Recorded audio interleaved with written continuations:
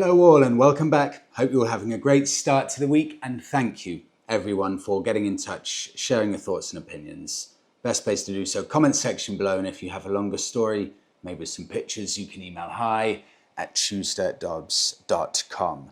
This will be the last podcast episode from this apartment. We have specifically kept this furniture, the table and the side cabinet here for the final podcast. Everything here now is all completely gone. So there's a lot to get through today, loads of exciting stuff, none more so than this. This is not just relevant for UK bikers and enthusiasts. This could be relevant for everyone. MotoGB, they're the distributors of a large number of brands of motorcycles in the UK. They are having a massive sell-off of their Royal Enfields. My guess is, and if I'm wrong, I will correct myself next week, my guess is they are now no longer the distributors of Royal Enfield in the UK. Apologies if I'm wrong, I think that's what is going on here. What that means is, number one, they are selling their new / pre-registered Royal Enfields, some at phenomenal discounts. And on top of that, this is where it gets even more interesting. They're selling off all of their old stock of Royal Enfields, including some really interesting vintage bikes with incredible histories. Go to motogb.co.uk.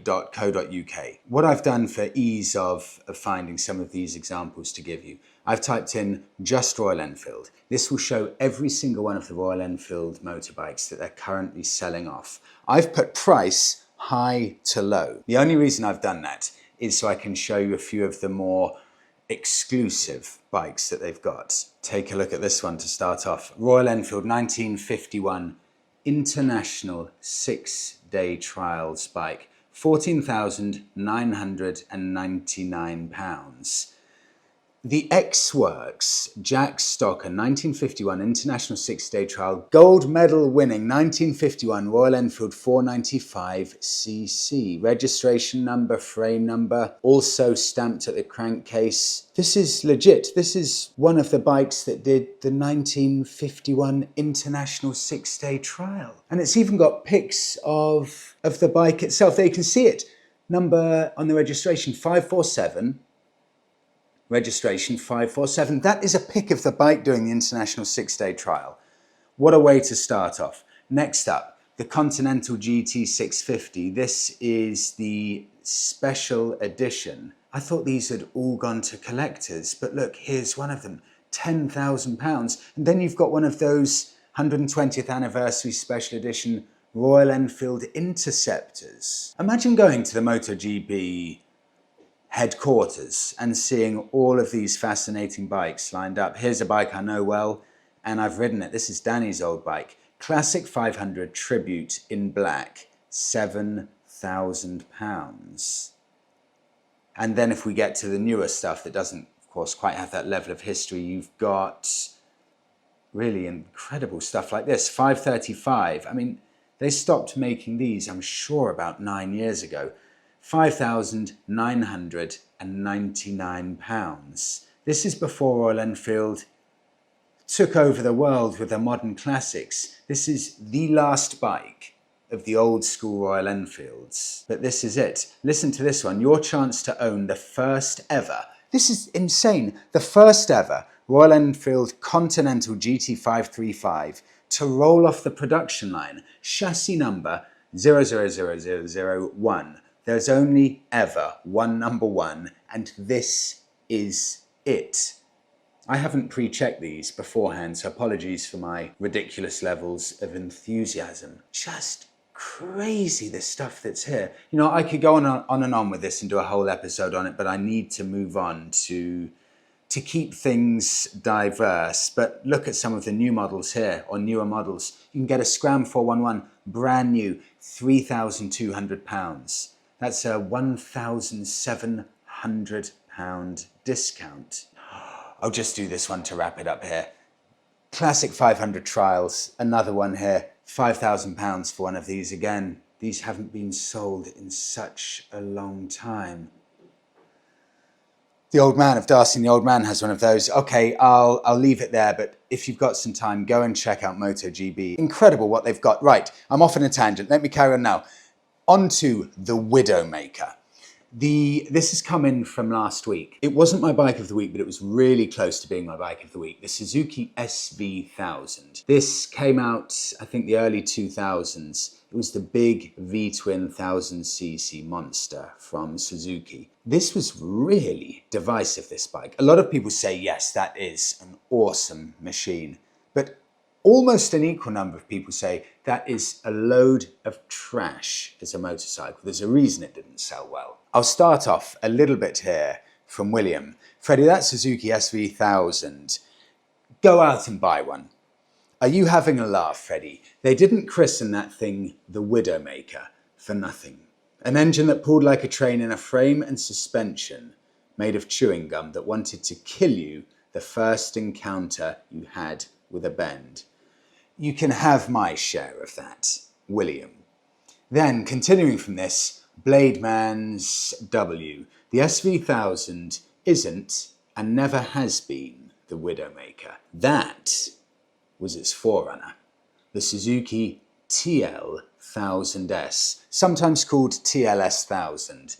It became known as the Widowmaker due to a combination of very sharp steering angle and the new idea of a rotary rear shock, which had incorrect damping rates. Suzuki's answer was to factory recall it and fit a non-adjustable steering damper. But this only masked the issue and the damage was already done. I've owned one since 2004 and replaced the non-adjustable steering damper with an adjustable one and replaced the rotary damper beep with a proper shock, which actually fixes the head-shaking tank slapper issues. Remember that, head-shaking tank slapper issues. This is coming from an owner of the bike. I rode a brand new Suzuki SV1000 in 2005 on test, and it was a lovely bike, but nowhere near as angry as the TLS. Let's take a look at this. Who would like to own a Widowmaker? This sounds like a ridiculous question, but I'm sure I'm not alone in having an almost macabre interest in these kind of bikes. The second you call, an old Porsche the Widowmaker or a motorbike a Widowmaker, immediately levels of intrigue are through the roof and I must know more. So TL1000S or TLS1000, produced from 1997 to 2001. Remember, the SV1000 came out in 2003, so this was the predecessor to that bike. 1000cc, V-twin, aluminium frame, 125 horsepower. You realise this bike was such a beast that it had more horsepower than the successor, than the SV1000 with I think 118 horsepower. So this predecessor was such a beast, Suzuki decided to tame it down for the SV1000. I remember when I got my Triumph Speed Triple, I got it in I think 2012, something like that. Big, super naked. 130 horsepower, and this model of bike I think came out in 2005, and this was a beast. I had more horsepower than anyone I knew, 130. But this bike, the Speed Triple that I had, it came out a full 8 years after this V-twin 1000cc monster of a Suzuki. So when this came out in 1997 with 125 horsepower from a 1000cc V-twin, proper Widowmaker.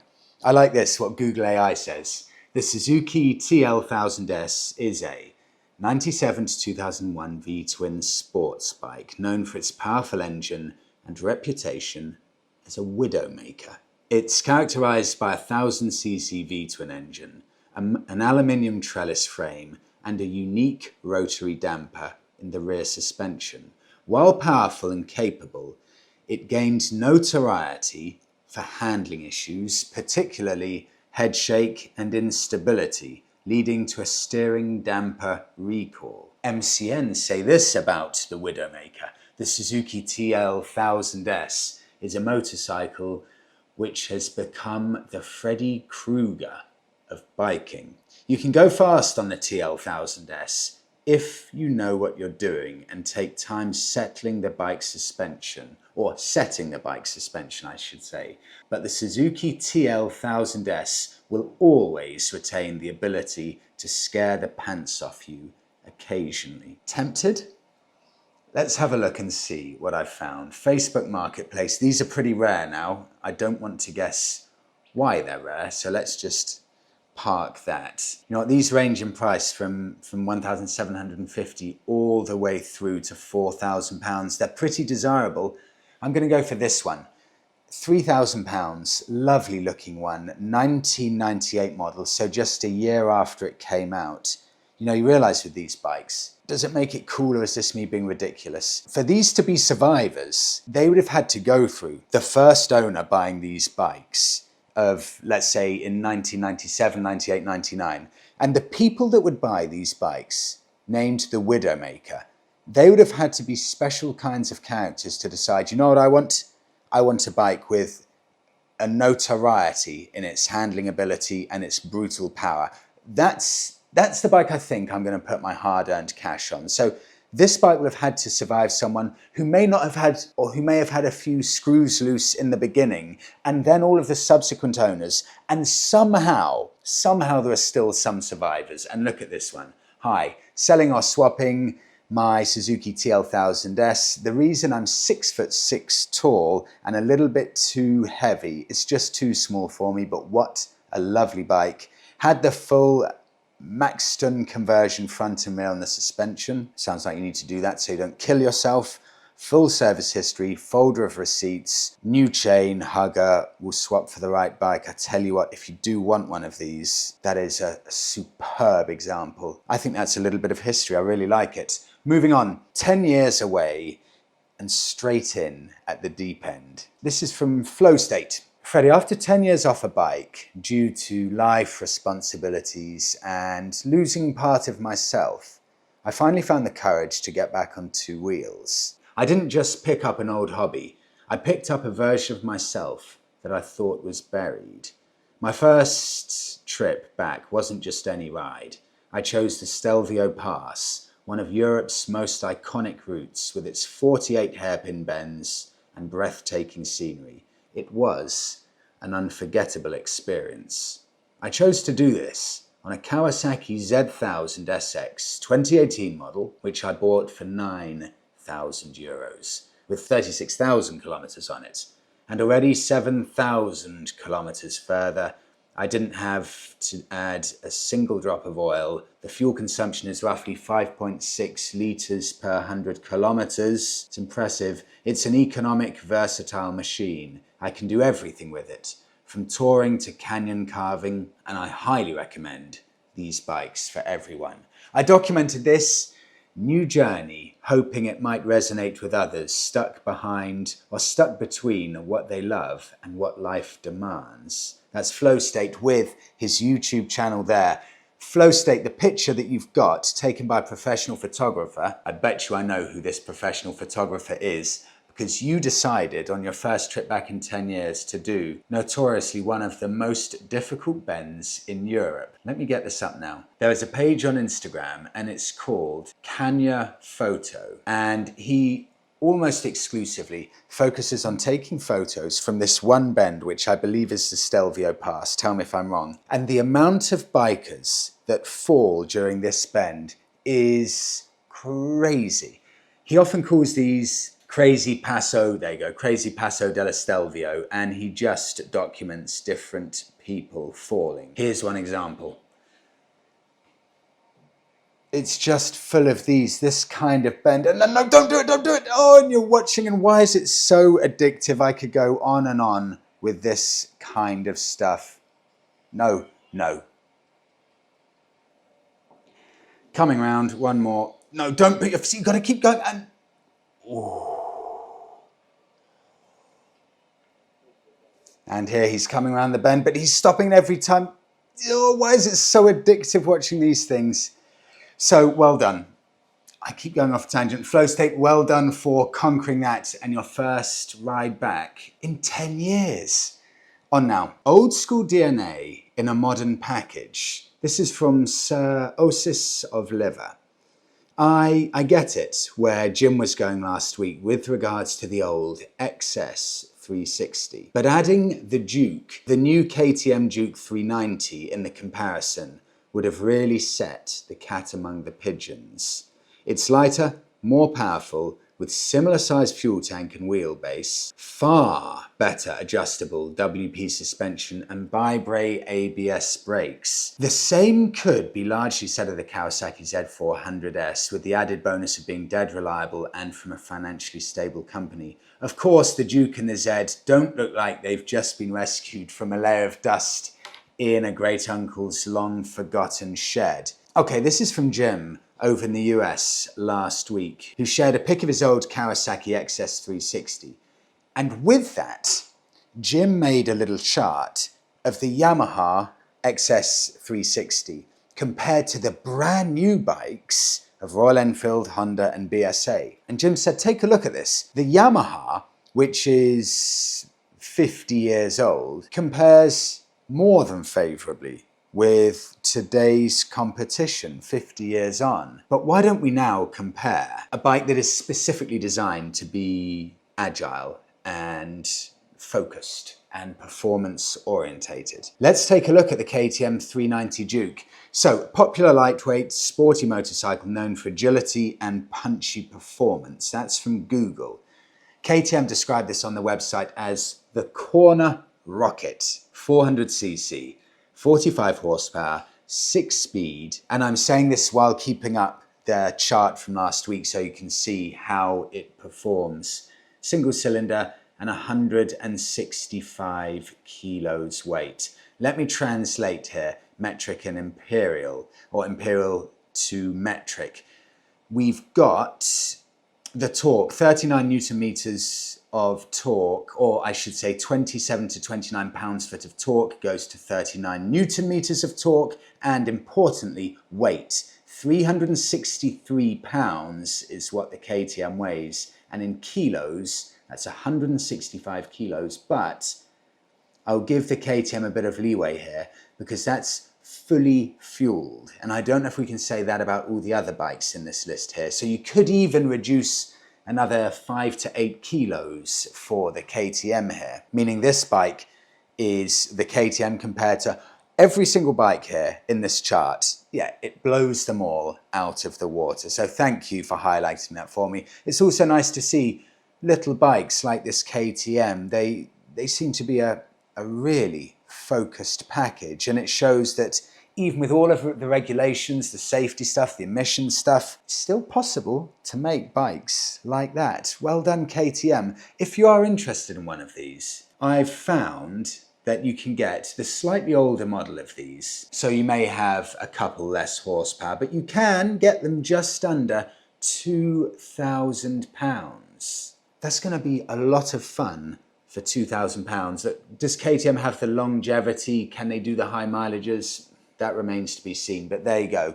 No doubting at all. I don't think anyone would argue with this. KTMs, if we're just talking about pure fun, surely nothing would beat KTM just from pure fun. On now, Harley CEO from my discussion last week. I said I don't think the CTO is the right, or the CEO I should say, is the right choice. They're not being brave enough. It's just a corporate decision. Who's got experience working in another big company, who's grown that company? But what about the soul? What about finding someone who's got a real, genuine, deep talent, or a deep understanding, a deep passion for Harley Davidson? Someone who would live and breathe trying to save this brand, resurrect the brand and push it on in a positive direction. I just think there needs to be some level of passion, but maybe that is my delusion. I'll read out a few people's opinions here. This is from Michael. Freddie, when I was carrying out market research as a postgraduate student for Harley Davidson UK, the UK managing director asked me what bike I ride as one of the first questions. The second question was, why don't you ride a Harley Davidson? That's the point. In theory, you don't need to be a biker for the job, but in reality, you have to be in order to understand the market dynamics. Under her leadership in the 1990s was a huge time in the UK for Harley Davidson. This is the thing. When I was reading the hobbies of the new CEO of Harley Davidson, not one mention of motorbikes. I don't think he's got a motorbike license. He doesn't ride motorbikes. He has no passion in motorbikes. Yes, I'm sure he's a good businessman, but a brand like Harley, I feel you have to have a passion for the brand. Just to give it some balance here, Royden says, I don't believe the CEO needs to be a biker to get it right. He just needs to surround himself with a phenomenal team and listen hard to the dealerships and the customers. Jag replies to this, the person steering the ship has to love the sea. I love that saying, that's brilliant. Only motorcyclists know where Harley needs to be. It's gonna be a disaster. Now, Bike of the Week. This is from Terry. Freddie, another often overlooked 1000cc V-twin is the Honda VTR Firestorm, which is a cracking bike too and can be picked up for very cheap money at the minute. I've had mine for about 5 years now. It's 110 horsepower at the crank, 192 kilos dry weight. They do benefit from a fork spring swap to firm up the front. But what a bike! The biggest carburetors ever fitted to a production motorcycle at 2x 48mm Kaihin CV with a pair of art silencers. They sound awesome. Terry, I like this very much. Really good looking bike. Honda VTR 1000 Firestorm. So they made these from 1997 to 2005. I've got here on MCN 97 horsepower, 193 kilos. MCN say this about the bike, a superb used by, very popular with owners. The humble Honda VTR 1000 Firestorm has become a superb used bet for those wanting a 100 horsepower thumper for getting their weekend thrills. Arguably less desirable than the Suzuki, fun enough, listen to this, arguably less desirable than the Suzuki TL1000S, the Widowmaker, but the late 1990s was the era of V-twin sporty monsters. This is just so of its time, isn't it? You look at the Suzuki I mentioned and now this Honda. These are really special bikes when you're combining pretty monstrous levels of power in huge 1000cc V-twin engines. You get the character of the V-twin with in some situations, crazy levels of fear factor wrapped up in the most 1990s looking package. I think these look excellent. What have I found to wrap it up for Bike of the Week? £1,800. In fact, these can go to okay money, 3,000, 2,500 or so, but I like this one, 1997, so the first year of production, £1,950 reduced to 1,800, listed 2 months ago, so these do not sell quickly. In fact, Terry, you're bang on right. You can get them for cheap money. Even at 1.8k, this still hasn't sold. Selling on behalf of a neighbour, Honda VTR 1000 Firestorm. Bought the bike in 2022. Garaged since ownership. Good runner. Starts and rides as it should. New battery. Yeah, everything's done. Overhauled the front brake calipers. Carburetor tuned by Reynolds Motorcycles. 13,000 miles on the clock. It's a real chapter within motorcycling history. And I'll wrap it up there. Thank you so much, everyone, for watching. Goodbye to Belvedere. I really hope you enjoyed the episode. I'll see you in the next one.